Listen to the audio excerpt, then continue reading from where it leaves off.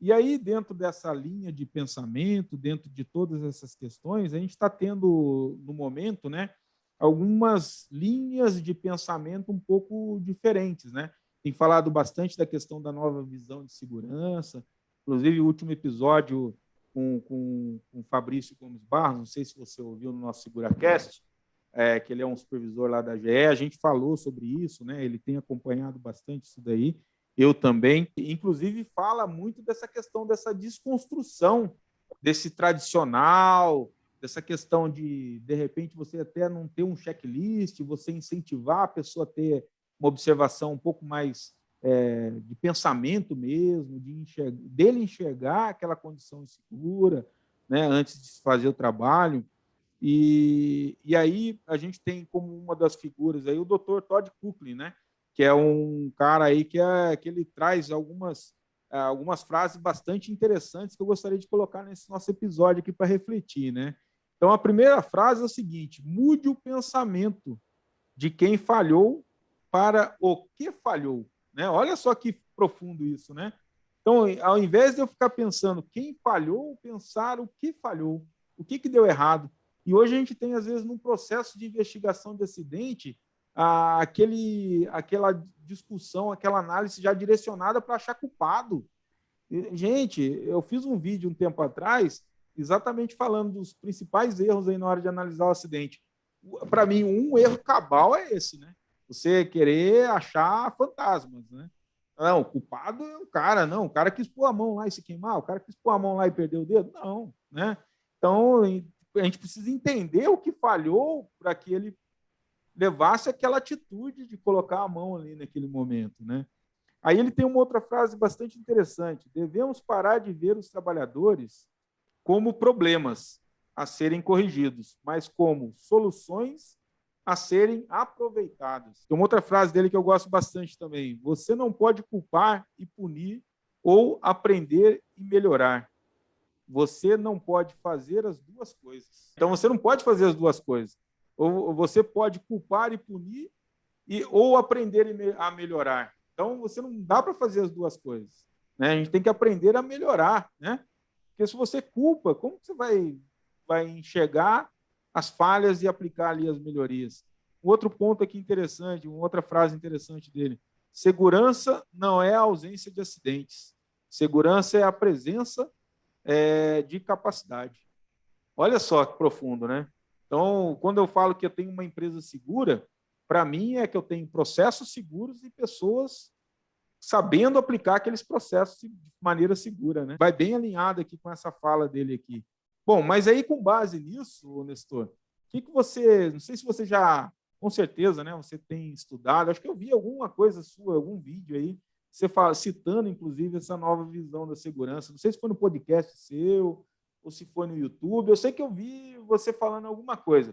Você poderia complementar essa minha fala aqui? Legal. Eu gosto muito das novas visões de segurança. Em tudo a gente tem que tomar cuidado para a gente também não ser xiita no sentido de ficar demonizando as outras abordagens, né? Eu vejo gente grande nas novas visões de segurança combatendo as visões antigas. Tipo assim, teve um programa onde estava Scott Geller e Todd Conklin, onde o Todd Conklin meio que deu a entender que o Behavior Based Safety culpava as pessoas por causa dos acidentes. Isso não deve fazer uma coisa dessa. Você não pode apontar o dedo para um cara como o Scott Geller, que está na área desde 1980 tentando fazer melhoria. E que, como a gente já disse no início, né, o Scott Geller nunca, qualquer programa de segurança comportamental, nunca esses pensadores falaram que o culpado pelo acidente é o trabalhador. Nunca. Isso foram desvios que acabaram sendo criados por consultores e pelas próprias empresas. É como você pegar a Bíblia e dizer uma coisa que não, isso aqui está na Bíblia. Não, não está. Na Bíblia não está escrito isso. Se você entendeu errado, né? Eu lembro que o meu padrasto, ele costumava falar que na Bíblia estava escrito que 1000 chegará e 2 não passará. Fala, meu Deus, está escrito na Bíblia. Chegou ano 2000, acabou tudo. Vai acabar tudo. E nós já estamos aí, ó, 2021, né? Esse negócio de 1000 chegará e 2 não chegará. 1000 chegará e 2 não passará. Então, muitas vezes isso, o pessoal fica criando coisas que não estão. Né? Mas a nova visão em si é muito bacana. ela coloca o trabalhador no lugar onde ele sempre deveria estar. Um trabalhador como o principal agente da mudança, né, em parceria com seus líderes.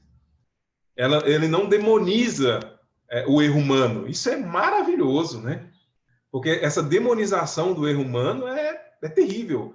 Se tem uma coisa certa na vida, é o erro humano. Então, quer dizer, toda vez que o cara errar, você vai culpar ele? Você vai punir ele? Então, tá bom, dono da empresa, Tec Segurança, você pode até punir o trabalhador, mas então me garanta que você não vai errar em nenhum momento. Aí nós ficamos todos combinados. Se você vai punir o trabalhador por um erro dele, me garanta que você, profissional de segurança, jamais vai errar.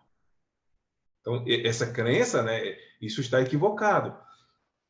Como os líderes respondem às falhas importa muito. Né? Outra coisa das visões também que eu gosto muito. Porque cedo ou tarde, dependendo do processo de operação da empresa, um acidente de trabalho pode acontecer e vai acontecer. Não tem como uma empresa siderúrgica com 300 trabalhadores ficar 2 anos sem ter acidente de trabalho. Não, cedo ou tarde, algum acidente vai acontecer, porque é impossível prever tudo. Na visão antiga, se aconteceu alguma coisa, opa, temos que encontrar o culpado. Na nova visão, opa, nós temos que aprender com isso que aconteceu. Até você até deu aí a frase. Nós temos que aprender. E como o Todd Conker fala, é impossível fazer as duas coisas ao mesmo tempo.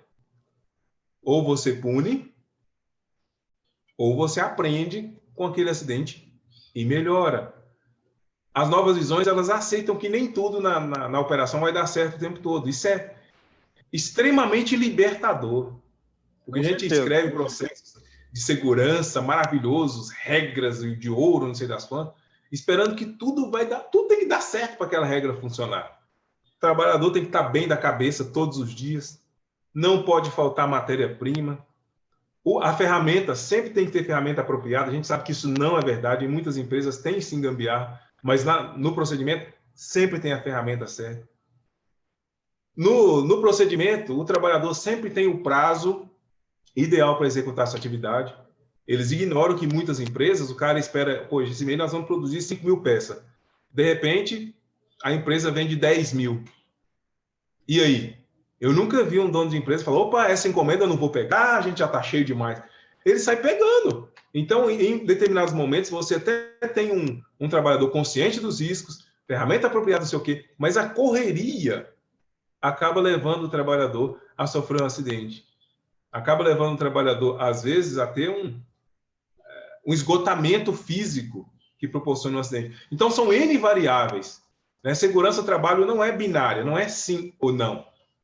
Não é só, é comportamento de risco ou é condição de risco. Né? É ato inseguro ou condição segura? Perfeito, perfeito. Quem era se fosse tão simples, né? Não é tão simples assim. Perfeito. E as novas visões, elas vão a fundo nisso tudo. O que abre caminho para que nós, profissionais de segurança, estejam mais livres para entender as coisas como elas realmente são e, junto com trabalhadores e liderança, criar processos de segurança muito mais realistas e que tem a chance de dar muito mais certo dentro das nossas operações. Não, perfeito. Eu acho que o grande desafio aí da segurança do trabalho é tentar ter uma visão mais holística, né, dessas linhas de pensamento, né? Tentar associar o que é bom de uma coisa e bom de outra, não ser extremista, né? Não, se isso aqui está bom, então o outro está péssimo. Não, eu tenho algo de positivo extraído de qualquer linha de pensamento que vai surgir. Você tem que fazer a leitura ali, interpretar e até mesmo ver, dependendo de cada empresa, a gente tem que trabalhar o mesmo processo de maneiras diferentes, não é verdade? Então, depende muito do nível de entendimento das pessoas, depende do nível de proteção que a empresa ela oferece em relação aos seus processos, nível de investimento, enfim, tem vários fatores. Então, não dá para a gente ser extremista, como você falou, né? Ser binário, sim ou não, né? Isso aqui está bom, isso aqui está ruim. E eu acho que o grande desafio é isso, né? Do bom profissional é ter essa visão holística e ver o que serve, o que dá para ser aplicável, o que dá para aproveitar e ser inserido ali dentro daqueles seus objetivos ali, que é ter uma liderança segura, enfim, fazer o efeito cascata, como você falou, né? Vir de cima para baixo ali, remodelando o conceito de segurança de uma organização. Eu acho que isso aí é fantástico quando a gente tem o conhecimento, o entendimento dessas linhas e a gente consiga ter a maturidade suficiente para poder entender e aplicar aquilo que realmente é importante, né? Bom, mas maravilha. Ainda nessa questão, né, de defesa dessa nova visão de segurança, não, então eu não vou ter um checklist, ou eu não vou ter uma anotação, porque isso aqui burocratiza, a gente tem que dar a linha de pensamento livre, e a gente vive num país extremamente produtor de processos trabalhistas, né? E aí que eu acho que entra a questão do fiel da balança ali, para a gente poder saber aplicar sem também deixar vulnerável a empresa. Eu sempre falo assim, né, que quando eu vou analisar um processo de trabalho, um processo de segurança, eu sempre divido em 3 pilares básicos, né? Eu falo assim, ó, eu tenho que olhar a segurança jurídica da empresa, eu tenho que olhar a segurança material, né, que são os bens ali da empresa, que está relacionado aos acidentes sem lesão, inclusive, né? E naturalmente, aquilo ali que tem o potencial para se transformar numa doença ou num acidente físico, que vai degradar o ser humano. Então, a segurança das pessoas, segurança do bem-estar do patrimônio da empresa e do bem-estar jurídico. Então, eu sempre piso em cima desses 3 pilares e falo assim, ó, chega um determinado momento, quando eu estou aplicando ali os meus processos, eu falo assim, pô, que nível que eu estou aqui, que nível que eu estou aqui, que nível que eu estou aqui. Ah, não, aqui está muito ruim, então eu vou tentar subir para tentar chegar ali a um ponto de equilíbrio desses 3 patamares, ou esses 3 pilares que eu comentei, né? E aí essa nova tendência, ou essa nova visão, ela fala dessa desconstrução, né? De alguns processos ali tidos como cartorários, né? De escrever, de registrar, de anotar, de pegar assinatura, para deixar o ser humano pensante, mais livre, né? Incentivar isso daí. Mas e aí? Qual que é a sua visão nessa questão da segurança jurídica? Qual que é a segurança do Nestor? O que você pode contribuir nisso daí, Nestor? Legal. Bom, esse é um tema muito interessante. Eu ainda vou gravar um vídeo sobre isso. Inclusive, tem um livro que eu amo de paixão que está na minha biblioteca ali, que chama Paper Safe. Paper Safe, que é justamente, né, o papel da segurança. E é uma crítica feita em inglês à burocracia da segurança do trabalho.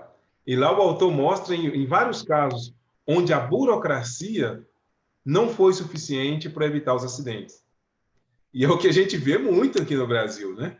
Nós estamos no país com a maior legislação de segurança do trabalho do mundo. E mesmo assim ainda morrem cerca de 2.300, 2.400 trabalhadores por ano vítimas de acidente. Não estamos nem contando os incapacitados de forma permanente. Ou aqueles não registrados, né? Ou aqueles não registrados, né? Exato. Então, quer dizer, essa conta certamente é bem pior. O que a gente deveria estar falando no Brasil é de Código Civil. O que está escrito no Código Civil? Aquele que, por ação ou omissão, causar dano ao trem, fica obrigado a reparar. Se o Brasil cuidasse bem, as empresas brasileiras cuidassem bem do que se diz respeito ao Código Civil, nós não precisaríamos de tantas normas. Os Estados Unidos é muito assim. Os Estados Unidos é muito assim, né? Estados Unidos é muito assim. Resume muito assim. Morre na empresa lá, o empregador está lascado. Agora, aqui no Brasil, o Cosmo Palácio costuma dizer que aqui no Brasil, matar é lícito. Porque em muitas empresas ocorrem mortes no trabalho e, mesmo assim, o empregador não responde. Então, nós precisamos encontrar, igual você falou, encontrar o fiel da balança, que não é uma tarefa fácil. Inclusive, a nova NR18, ela desobrigou as empresas de utilizar bandejão, né, a plataforma primária e a secundária. Muitos profissionais de segurança vieram falar comigo, Nestor, mas como assim a NR desobriga o bandejão? Isso é terrível, isso é um retrocesso, não sei o quê. Aí eu falei para eles, tá bom, então vamos lá. Se um trabalhador morrer na hora de estar construindo o bandejão, a empresa vai responder legalmente por isso? Todo mundo concordou que sim. Bom, se o cara... E isso aconteceu muito no Sul. Pessoas, no momento de estar colocando o bandejão, caiu, morreu. Ué, então, se fosse assim, deveria eximir a empresa da responsabilidade. Ela estava fazendo certo. Ela estava colocando o bandejão. Mas, mesmo assim, um acidente aconteceu e alguém morreu. que eu estou querendo advogar aqui? Cumprir NR não é o suficiente. O suficiente é diminuir as taxas de acidente e doença do trabalho. Isso é o que deve ser feito. Então, eu tenho até uma colega, a Maria Galdino, do Rio de Janeiro, que diz que as NRs são apenas muletas. Daí eu ouvi essa frase dela, nunca mais esqueci. As NRs são apenas muletas. E é bem isso, as NRs existem para evitar que a gente acione o Código Civil, que é indenizatório, e também o Código Criminal, penal, que é cadeia, responder processo. Então, o nosso desafio nessa geração é encontrar o equilíbrio, né? As normas brasileiras, elas estão seguindo por um caminho que eu estou gostando muito, que é dar maior liberdade para o empregador de prover a medida preventiva que ele julgar necessário. Na minha opinião, isso é muito justo, porque se acontecer um acidente, é ele que vai responder. Então, dê a ele a liberdade. Fala, ó, empregador, ó, igual a NR18. A NR18 tem lá trocentas vezes a critério do profissional legalmente habilitado. E é isso. É o empregador em parceria com o profissional legalmente habilitado. É eles que vão definir o que fazer. Né? Você não pode falar para a empresa, ó, tem que colocar o parafuso tal, estou exagerando, eu sei. Você não pode colocar o parafuso tal naquela máquina ali. Para garantir segurança tem que ser o parafuso 14. O 16 não serve. As normas anteriores vinham nesse sentido. Vinha nesse sentido. De ultra específica. Agora as NS falam, ó, você tem que evitar que o trabalhador caia. Você tem que ter um projeto para isso. Um projeto feito pelo profissional legalmente habilitado. Agora, meu filho, o que você vai colocar nesse projeto e o que você vai executar é um problema seu. Até porque, se o trabalhador cair, é problema seu também. Eu gosto muito disso, né? Dessa maior responsabilidade. Perfeito, perfeito. Muito bacana, muito legal. Nestor, tem uns caras aí que já devem estar querendo nos execrar, né? Acho que a gente está levantando a bandeira aqui para o patronal, mas não é nada disso, né? É bom deixar bem claro isso, né? Acho que é uma visão mesmo, questão muito além disso, né? De trazer responsabilidades, né? Então, é Exato. O que você falou. Estamos levantando a bandeira, nossa bandeira aqui é a efetividade. Exatamente. Não adianta você ter um livro, você ter um processo na empresa. Eu sempre brinco com os profissionais. Ah, eu escrevi um processo de segurança para a operação da máquina X. Quantas páginas? 10. O trabalhador vai ler isso? Exatamente. O trabalhador vai ler. E outra, se ele ler, é possível memorizar 10 páginas de coisa de uma hora para outra? Eu, sinceramente, eu duvido muito, mas duvido muito mesmo. Primeiro, que o trabalhador leia, e se ele ler, ele vai ler em espírito e em verdade, que ele pode muito bem ler, estando só com a carne lá e o espírito em outro lugar. Isso acontece. Ah, é obrigatório? Então eu vou ler, né? Eu estou aqui lendo, mas minha carne é em outro lugar. E outra coisa é ter uma leitura ativa. Não dá, não dá. Eu sempre digo, você quer ter um procedimento de empresa que funcione? Pega aquele procedimento seu e reduz ao mínimo possível. O que é o mínimo ali que o trabalhador precisa fazer, os 3 a 5 comportamentos que ele precisa fazer para aquela máquina que vai evitar o acidente. É como subir escada. Você não precisa ter um processo enorme. Ó, subir escada, regra de 3 pontos. Não correr. Pegar no corrimão. Subir um pé de cada vez. Pronto. Então você não precisa de um manual horrível sobre... E tem empresas que tem isso, um manual extenso sobre como utilizar as escadas. Não, gente. Regra de 3 pontos. Para cada procedimento, coloca isso, 3 a 5 coisinhas só. Porque senão você enche o seu procedimento de páginas, mas a efetividade, que é o mais importante, tende a 0.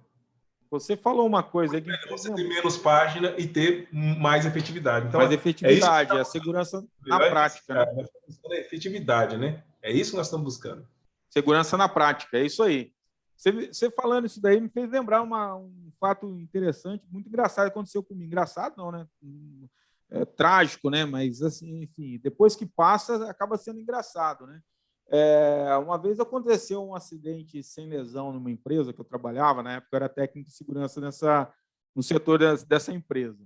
E aí, como era algo, um ponto fora da curva, não, tem que fazer a PR ou segurança, aquele negócio de segurança, a responsabilidade da segurança, tem que fazer uma análise de risco e coisa e tal. E aquele dia, cara, me veio uma luz.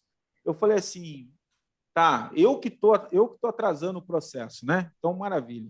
Eu fui lá, sentei na minha mesa, pesquisei receita de bolo, eu baixei uma receita de bolo de laranja e copiei nas medidas de controle da APR e dei para o pessoal assinar. assinou o operacional que ia fazer, que era a equipe de manutenção, o supervisor, o líder, o gerente, todo mundo assinou. Eu falei, beleza, agora podemos começar o trabalho, né? Todo mundo assinou? Assinamos. Vocês estão conscientes do risco? Estamos, então eu vou ler. Coloca 3 ovos, bate e tal. Falei, agora vocês leem aqui o que vocês escreveram. Então não sou eu que estou atrasando, né? Então, o processo de segurança, vocês deveriam saber o que tem que ser feito. Vocês sabem o que é perigoso. Sabem melhor do que eu, inclusive, né? Então, vocês já poderiam ter feito isso, não precisaria ter esperado eu chegar aqui, eu morava a uma distância da empresa, chegar aqui dizendo que eu sou o causador do atraso do processo, né? Vocês poderiam ter enganjado isso daí e cumprido isso daí entre vocês, porque vocês sabem fazer. Então, daquela maneira, eu tentei mostrar. E a partir dali, todo papel que eu dava para eles lerem, para eles assinar, todo mundo lia com atenção. Porque ficou um negócio meio, não vai assinar porque o Jorge às vezes faz umas pegadinhas, né? Então, foi um negócio assim engraçado, né? Mas que é trágico, né? É triste, né? Para a gente que trabalha de maneira séria na segurança. Bom, Nestor, eu queria pedir para você 5, né? Se eu pudesse eleger 5 principais benefícios para as empresas em ter a liderança fortalecida culturalmente, né? Falando em segurança do trabalho. Já que nosso tema é a questão da liderança, né? Quais seriam aí, se eu pudesse eleger, os 5 maiores benefícios? Vai. Bom, o primeiro deles é não desperdiçar energia buscando o sabor do mês. O que eu quero dizer com isso? É comum, igual você mesmo citou aí, empresas ficarem buscando um programa, outro, e não conseguir melhoria. Porque eles estão buscando o sabor do mês. O programa começa muito bem, começa com muita energia, começa com muita vitalidade, mas com o passar do tempo, a energia diminui, a atenção ao programa diminui, e se você não estiver regando o programa constantemente, ele não vai prosperar. E às vezes, por que ele não prospera? Porque você não tem a liderança engajada nele. Então, quando você tem uma liderança engajada, você economiza muita energia, deixando de focar em 1 milhão de coisas para focar naquelas poucas coisas, como a gente citou aqui, entre 3 a 5 comportamentos, que realmente vai levar a empresa a diminuir a acidentalidade. O segundo benefício, o líder focar energia na peça mais importante da operação, que é o maquinário, que é o patrimônio? Não, que é o trabalhador.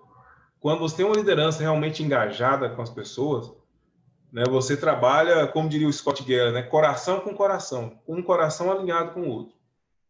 Aí as coisas vão fluir muito bem. Porque você deixa de simplesmente pensar no processo, no maquinário, e começa a pensar na pessoa. Será que o fulano está bem hoje? Será que ele sabe executar a atividade dele? Será que a instrução que a gente passou foi suficiente? Será que ele tem liberdade para me abordar enquanto líder e dizer em muitos casos que eu, líder, estou errado?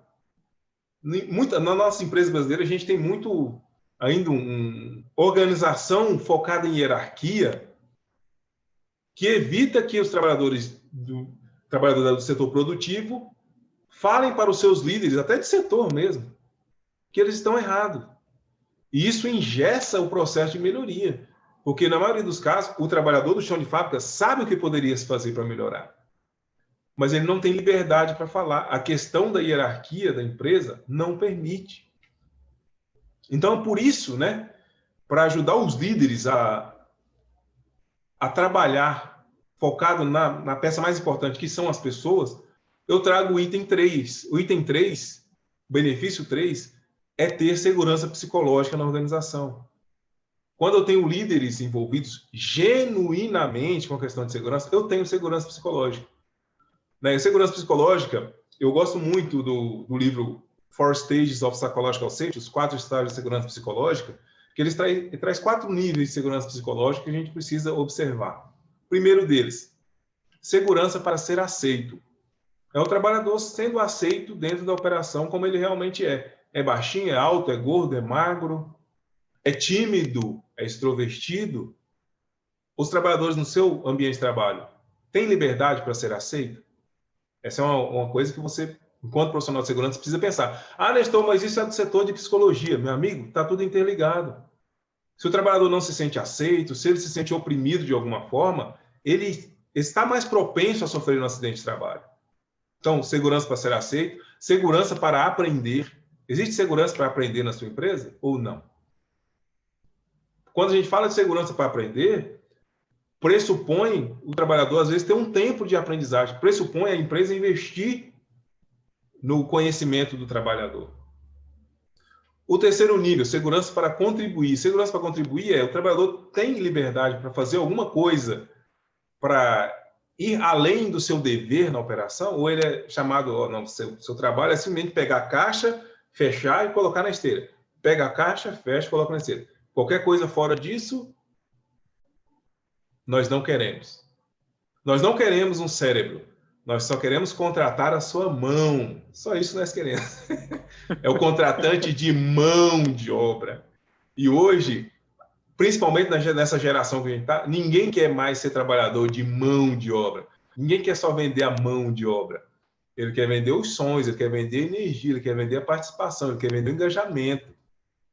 Segurança para contribuir pressupõe também a possibilidade de saber, como diz lá o Todd Conklin, né, que o trabalhador vai errar.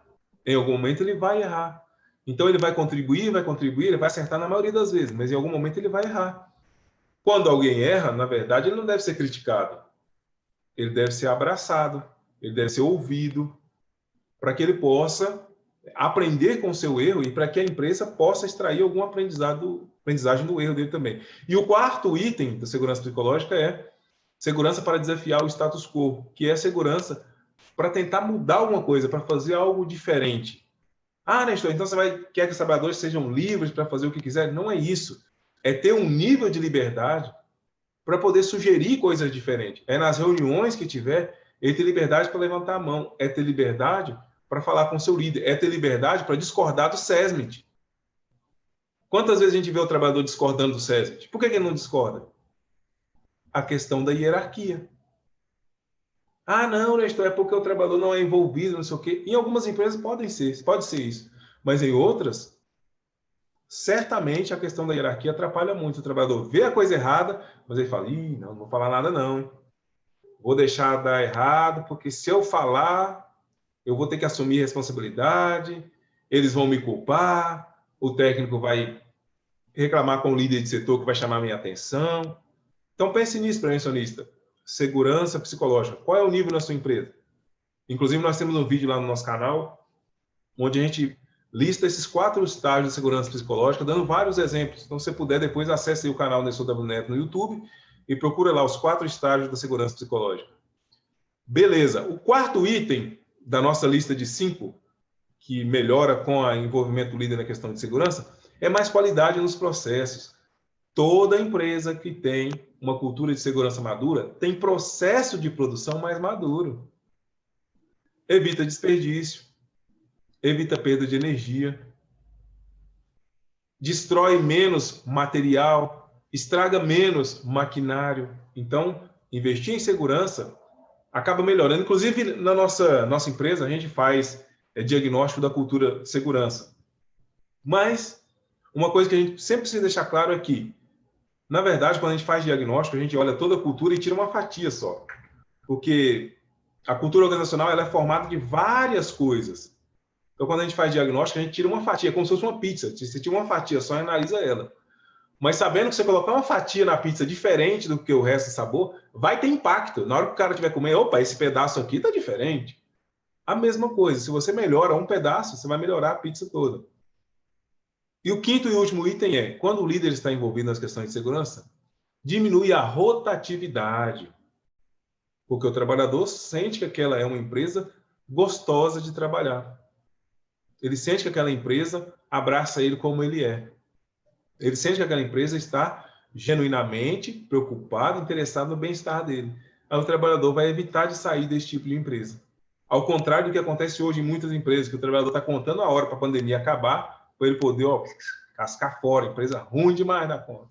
Então, quando a empresa é boa, o trabalhador tende a ficar. No Brasil, a gente ainda não tem isso, mas nos Estados Unidos, muitas empresas investem pesado em melhorar as condições do ambiente de trabalho, em melhorar o clima de trabalho, porque nos Estados Unidos é muito difícil reter o trabalhador.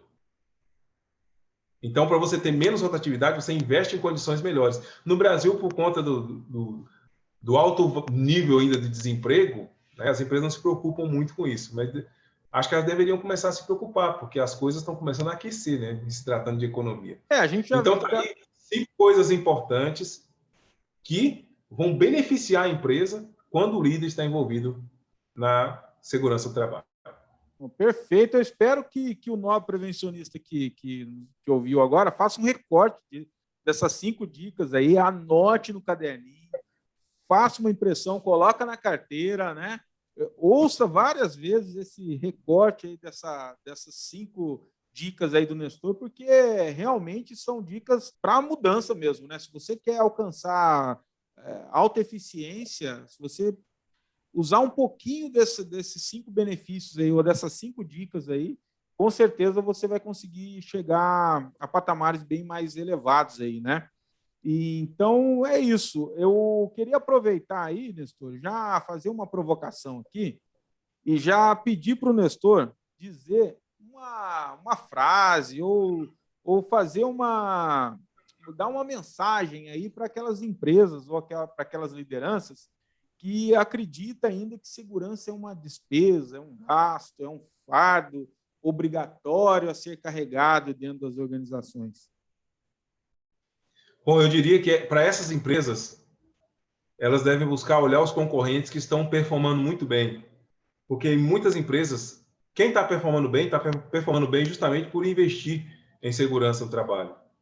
Então, segurança do trabalho, ele é um investimento que se paga. Tá? Investimento que se paga. Quando você tem menos acidentes de trabalho, você tem menos rotatividade, você tem menos custo no FAP. Quando você investe em segurança do trabalho, tem menos processos trabalhistas. Você tem um ambiente de trabalho mais harmonioso, diminui a rotatividade. Então, o investimento em segurança, ele se paga. Né? Inclusive, eu sempre desafio os líderes. Se você, líder, não vê o benefício em segurança, do investimento em segurança da sua empresa, talvez você esteja mal assessorado em segurança do trabalho. Porque as boas assessorias, elas normalmente trazem isso de bandeja. Olha, se eu investir aqui nessa máquina, em clausurar o ruído, a melhoria vai ser isso. Vai cortar o adicional, vai cortar EPI, vai cortar treinamento, vai cortar exame médico. Então, se você investe, você vai ter benefício. Se você, líder, não consegue ver o benefício de investir em segurança, avalie o seu consultor, porque provavelmente ele é um consultor reativo. Perfeito. Consultor reativo, que só foca naquilo que dá errado, só foca no lado ruim e esquece das oportunidades de investir em segurança. Legal. Você já fechou aí a sua mensagem, até com um assunto aí que já fica talvez com uma pauta para um próximo programa, aí, a gente falar sobre Frank Beard, né? A pirâmide de Frank Beard, né? A questão de segurança proativa e reativa. Eu gosto muito de olhar a pirâmide e enxergar os números e trazer ali ações motivadoras, né, preventivas. Mas tem muito profissional, muitas organizações que ainda espera acontecer para depois se mexer. Eu acho que a gente pode fazer um tema desse aí, hein? Não vamos esperar para acontecer para se mexer. Olha só que tema legal para a próxima. A hora. Bom, Nestor, eu agradeço mais uma vez. Estamos chegando aqui ao final. Para quem não te acompanha ainda, deixa aqui as suas redes sociais, o seu podcast, né? Que eu recomendo, inclusive, para quem é amante de podcast e ama segurança do trabalho. É um dos poucos podcasts de segurança que eu costumo acompanhar, porque é descontraído, é tranquilo, traz uma mensagem leve da segurança do trabalho, como eu acho que tem que ser, né? A segurança tem que ser algo leve, né? Algo que a gente sinta prazer em ouvir, em fazer e viver, né? Então, deixa aí suas redes, aí, seus contatos, por gentileza. Legal. Então, estamos aí no Instagram, né? No Instagram, Nestor W Neto, você digitando lá, você consegue encontrar a gente. Temos 2 sites, na verdade temos 3, mas os 2 principais é o site nestorwneto.com, então nestorwneto.com, temos vários artigos lá falando sobre essa nova forma de fazer segurança, focada, totalmente desfocada de NR, focada só na melhoria. Inclusive, nesse site, Nestor WNet, a gente fala de segurança do trabalho sem falar de NR. Olha o desafio, hein? Muito bom. Não tem nenhum artigo lá onde a gente fala de NR. Nós falamos de segurança sem falar em NR. E nós temos o site tradicional, o site Nestor, o site Segurança do Trabalho NWN. No site Segurança do Trabalho NWN tem muito material para download, tem sobre a nova NR1, nova NR9, todo esse novo movimento que está acontecendo aí. Então, é um site que também acreditamos que vale a pena você acompanhar. Temos perfil também no LinkedIn, só digitar lá Nestor WNet, e temos o nosso podcast, né, que a gente sempre sobe algum áudio lá, né, focado na segurança do trabalho, sempre tentando desmistificar a segurança do trabalho, tentando facilitar, tentando olhar por outros pontos de vista. Eu gosto muito disso. Muitas vezes sou duramente criticado por isso, por olhar outros pontos de vista, né, por não aceitar o que está mastigadinho, mas às vezes a gente tem que fazer isso, a gente tem que ser um pouco rebelde às vezes, porque só tem fogo no atrito, né? Se a gente ficar sempre no comodismo, a gente não cresce. Então, a gente tem que se permitir, né? Eu acho assim, no primeiro momento de formação, o profissional tem que se dedicar a NR mesmo, tal, mas você dominou ali o mínimo, cara, então avança. Vai lá para segurança comportamental, vai para as novas visões de segurança, você precisa avançar.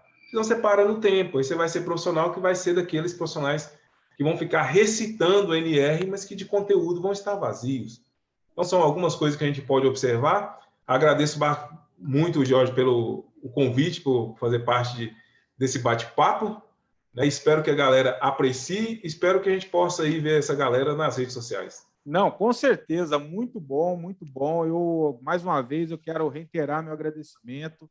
Foi um bate-papo aqui, puxa vida, ó, bem legal, que trouxe aqui vários assuntos com bastante relevância, né, para o profissional da área de segurança, para aquele líder que está nos ouvindo, para aquele cara do operacional que futuramente pode ser um líder, né? A gente não pode esquecer disso, né? Então, assim, eu acho que esse é o caminho, é um caminho sem volta, né? O caminho da segurança, graças a Deus, a gente tem cada dia mais o amadurecimento da segurança dentro das empresas, e as empresas estão começando a enxergar a segurança como um valor, né? Vendo que a segurança realmente ela traz, falando em números, né? Que é o vamos dizer assim, a linguagem do business, né? Falando em números, segurança traz números, sim, positivos, né?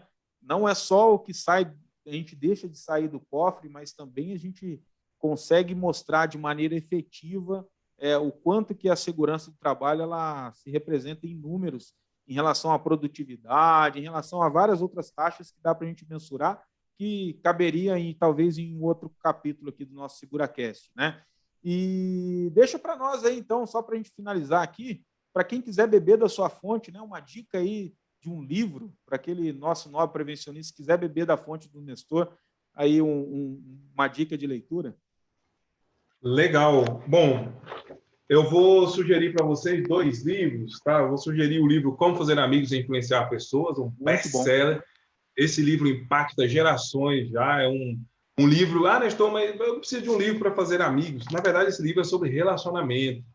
E para você que quer melhorar a cultura de segurança da sua empresa, é impossível fazer isso sem relacionamento. Acho que ao longo dessa live, a gente espera que isso tenha ficado bem claro, né? Segurança não é sobre NR, segurança é sobre pessoas, né? E pessoas são emoção. Então, o livro Como Fazer Amigos e Influenciar Pessoas pode ajudar muito.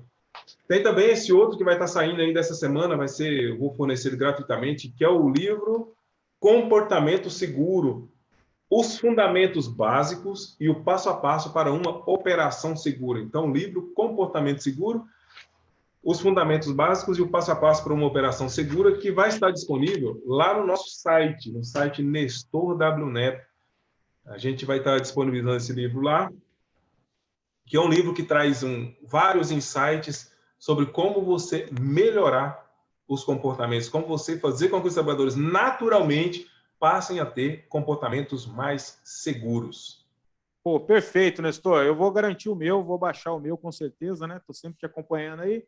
E para você, nobre prevencionista, que tiver algum tema, algum assunto, algum entrevistado para nos indicar, acesse as nossas redes, manda um direct lá no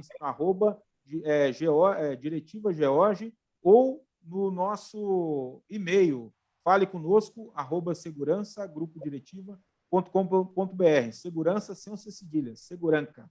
Até a próxima, muito obrigado e um abraço. Valeu!